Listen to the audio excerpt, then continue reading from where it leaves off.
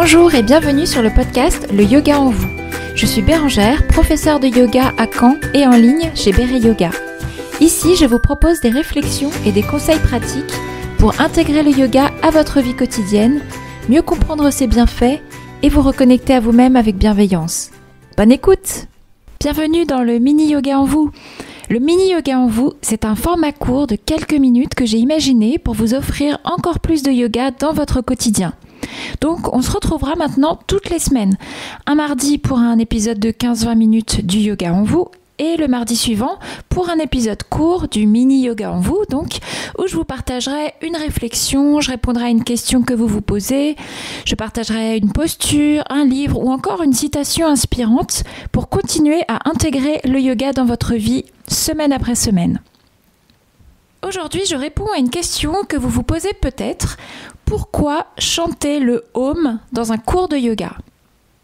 Alors le Om, c'est un mantra sacré issu des traditions spirituelles de l'Inde. Il est mentionné dans les Védas et puis dans les Upanishads, qui sont des textes anciens qui constituent la base de l'hindouisme. Et on le retrouve également dans le bouddhisme et le jaïnisme, où il est utilisé dans la méditation et dans les pratiques spirituelles. Dans ces traditions, le Om est considéré comme le son primordial, une vibration universelle qui représente l'essence de l'existence.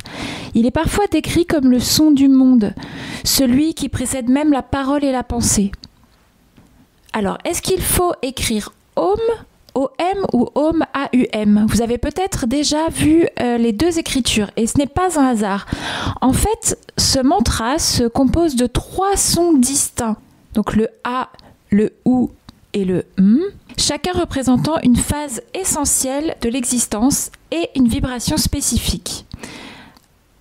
Le son A fait référence à la création.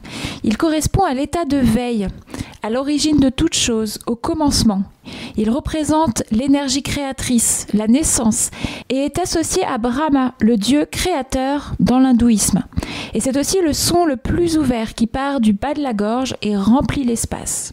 Ensuite, le son OU, la préservation. Il symbolise l'état de rêve, la continuité et le maintien du monde.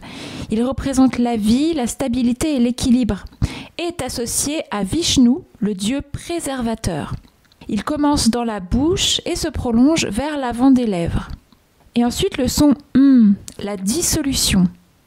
Ce dernier son est le son de la fin, du retour au silence, de la dissolution des choses dans l'univers.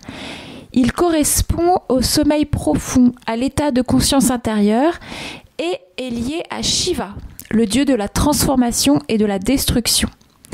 Et ce son résonne dans la tête, il crée une vibration interne apaisante. Et après le son il y a un temps de silence. Ce silence symbolise l'état de pure conscience qui transcende les 3 états précédents. Il représente l'unité absolue, le soi et la connexion avec l'univers.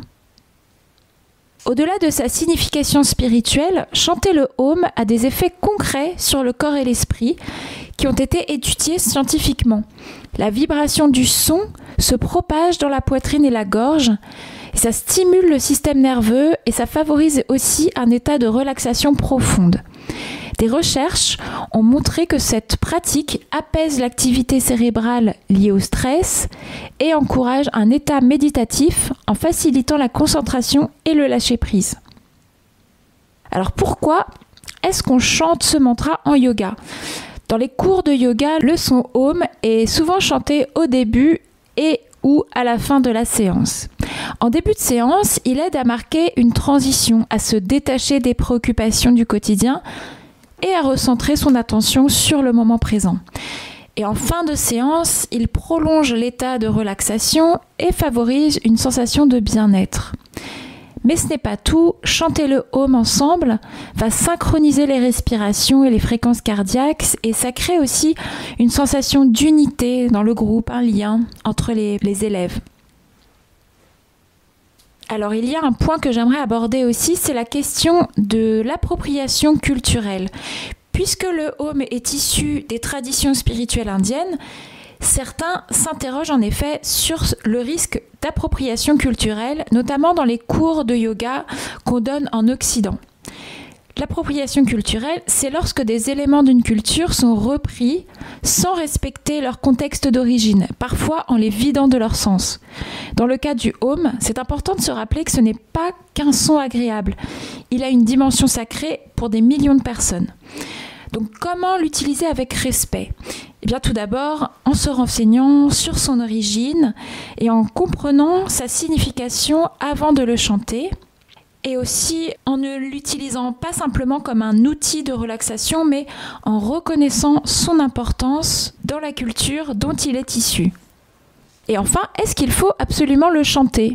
Eh bien, pas du tout. Si vous n'êtes pas à l'aise avec l'idée de chanter le home, il n'y a aucune obligation. Vous pouvez simplement l'écouter et observer ce que cela vous fait ressentir.